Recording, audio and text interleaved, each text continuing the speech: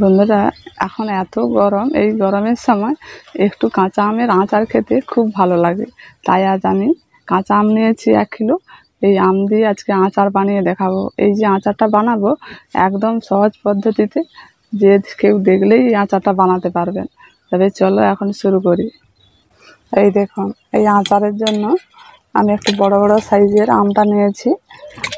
এগুলোকে ভালো করে একটু জল দিয়ে ধুয়ে নিচ্ছি। প্রথমে এই আমগুলোকে ভালো করে ধুয়ে একটু মুছে নিচ্ছি যাতে না জল থাকে। এই আমগুলোকে ভালো করে ধুয়ে আমি ভালো করে মুছে নিচ্ছি, কারণ আমি এর ছালটা বাদ দেব না।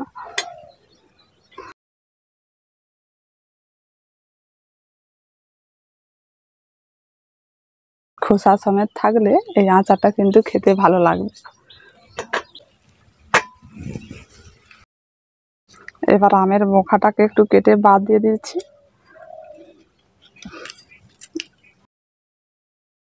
এই আমগুলো আঁঠি হয়ে গেছে, তাই এক পাশ এইভাবে করে কেটে এটাকে ছোট ছোট করে কেটে নেব।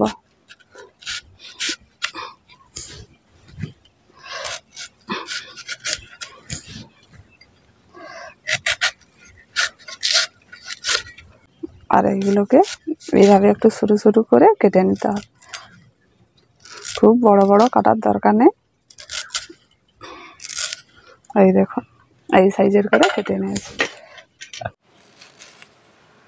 এই দেখুন, মিডিয়াম সাইজের করে আমগুলোকে কেটে নিয়েছি। আমের মধ্যে যদি আঁঠি না হয়, একটু নরম থাকে, তাহলে বিচাগুলো বাদ দিয়ে কেটে নেবেন। আর আমি যেই আমগুলো নিয়েছি এর মধ্যে আঁঠি হয়ে গেছে, আমি এই আঁঠি বাদ দিয়ে এগুলোকে কেটে নিচ্ছি।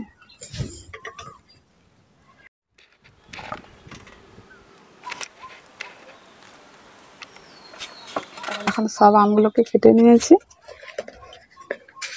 এবার এর মধ্যে পরিমাণ মতো লবণটা দিয়ে দিচ্ছি।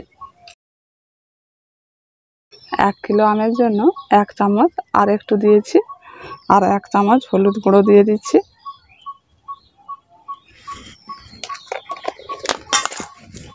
একসঙ্গে ভালো করে এখন মাখিয়ে নিচ্ছি।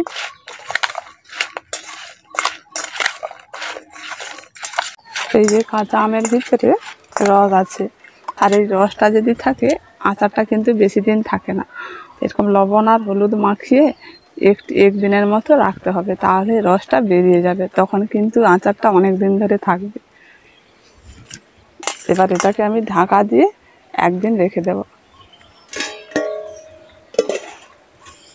এবার আমি আচারের জন্য কিছু মশলা ভেজে নেব। তার জন্য উনুনটা ধরিয়ে কড়াটা বসিয়ে দিচ্ছি। এখানে আমি আচারের জন্য 1/2 কাপ হলুদ সরষে নিয়েছি। এই হলুদ সরষেগুলোকে একটু সেঁকে নেব।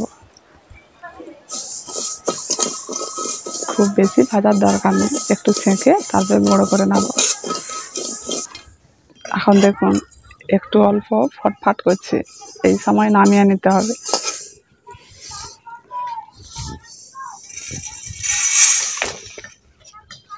সরষেটাকে একটু ঠান্ডা করে তারপর গুঁড়ো করে নেব। এবার কড়ার মধ্যে 2 চামচ মৌরি দিয়ে দিচ্ছি, 1 চামচ গোটা ধনে,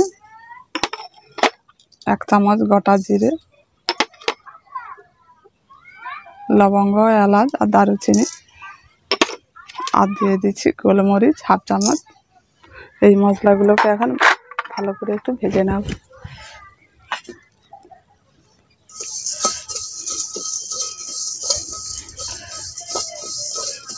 এই মশলাগুলো কিন্তু বেশি ভাজার দরকার নেই, একটু হালকা করে ভেজে নিতে হবে। বেশি ভাজলে কিন্তু গন্ধটা চলে যাবে, হালকা ভাজলে তখন গন্ধটা ভালো থাকে আর স্বাদটা একটু ভালো হয়। এখন মশলাগুলোকে একটু হালকা করে ভেজে নিয়েছি, এখন নামিয়ে নিচ্ছি। এই যে সরষে আর গরম মশলাগুলো একটু ভেজে নিয়েছি, এগুলো ঠান্ডা করে গুঁড়ো করে নেব। এখন আচারের জন্য 1 কাপ সরষের তেল গরম করে নিচ্ছি। এই তেলটাকে এমন গরম করতে হবে যে তেলটা থেকে যেন ধোঁয়া ওড়ে, সেই রকমভাবে তেলটা গরম করতে হবে। এই দেখুন, তেল থেকে একটু একটু ধোঁয়া বেরিয়ে যাচ্ছে, এবার তেলটাকে নামিয়ে নিতে হবে। এই তেলটাকে পুরোপুরি ঠান্ডা করতে হবে। প্লেটের মধ্যে সরষে গুঁড়োটা দিয়ে দিচ্ছি। যে মশলাগুলো হালকা সেঁকে নিয়েছিলাম সেগুলোকে গুঁড়ো করে নিয়েছি, সেগুলো এখন দিয়ে দিচ্ছি। 1 চামচের মতো কালো জিরে দিয়ে দিচ্ছি। কাশ্মীরি লাল লঙ্কার গুঁড়ো 2 চামচ দিয়ে দিচ্ছি। চামচ হলুদ গুঁড়ো দিয়ে দিচ্ছি। 1 চামচের মতো লবণ দিয়ে দিচ্ছি। হাফ চামচ বিট লবণ দিয়ে দিচ্ছি। বিট লবণ না দিতে চাইলে এমনি লবণও দিতে পারেন। এই সব মশলাগুলো একসঙ্গে ভালো করে মিশিয়ে নেব। এই যে মশলাগুলো দিয়েছি এটা আচারের কিন্তু আসল মশলা। এই মশলাগুলো দিলে আচারে থেকে স্বাদটা ভালো আসবে।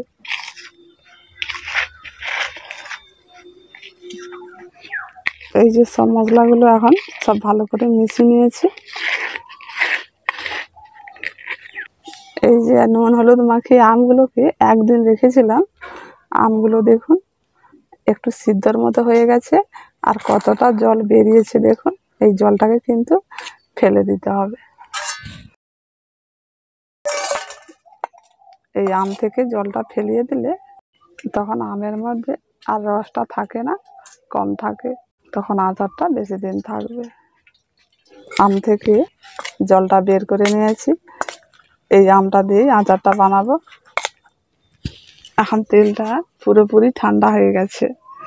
এবার যে মশলাগুলো মিশিয়ে নিয়েছিলাম সেই মশলাগুলো এখন তেলের মধ্যে দিয়ে দিচ্ছি। সব মশলাগুলো তেলের মধ্যে দিয়ে ভালো করে মেশাতে হবে।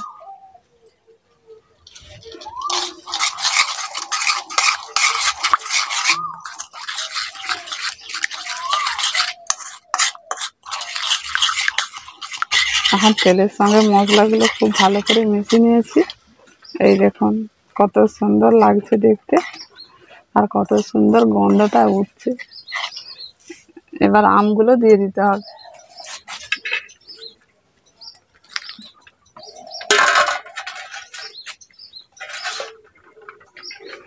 আমগুলো দিয়ে ভালো করে মিশিয়ে নিতে হবে।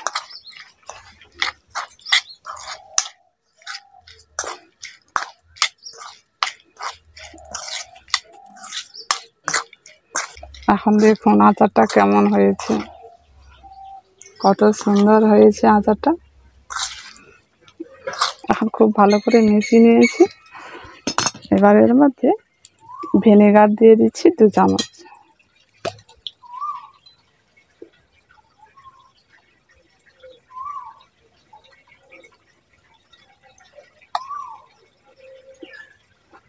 দু চামচ ভিনেগার দিয়ে ভালো করে মিশিয়ে নেব। এই যে 2 চামচ ভিনেগার দিয়েছি, আচারটা কিন্তু অনেক দিন থাকবে। ভিনেগারটা অবশ্যই দিতে হবে। এই আচারটা রাখার জন্য এখানে আমি কাঁচের একটা জার নিয়েছি। এই কাঁচের জারে করে আমি আচারটা রাখবো। আর আপনারা কিন্তু এই কাঁচের জারে করে আচারটা রাখার চেষ্টা করবেন। প্লাস্টিকের মধ্যে রাখলেই আচারটা কিন্তু খারাপ হয়ে যেতে পারে, তাই কাঁচের জারে রাখলে ভালো হয়। আর যদি না থাকে তাহলে প্লাস্টিকের মধ্যে রাখতে পারেন, মানে বেশি দিন থাকে না। এবার এর মধ্যে আচারটা ভরে নিচ্ছি।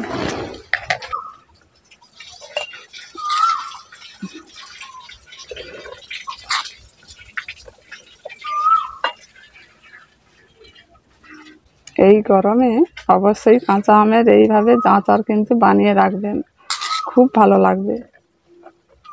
এবার আচারটাকে এইভাবে করে একটু জেঁকে জেঁকে দিচ্ছি যাতে তেলটা একটু আচারের উপরে উঠে যায়, তখন আচারটা খেতেও ভালো লাগে আর আচারটা ভালো হয়।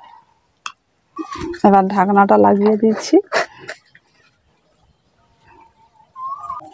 এই আচারটাকে 2-3 দিন ধরে রোদে রাখবেন। আমগুলো তাহলে খুব সুন্দর সিদ্ধও হয়ে যাবে আর খেতে তখন ভালো লাগবে। আর 3 দিন পর আপনারা ব্যবহার করবেন। আর এই আচারটা কেমন হয়েছে কমেন্ট করে জানাবেন।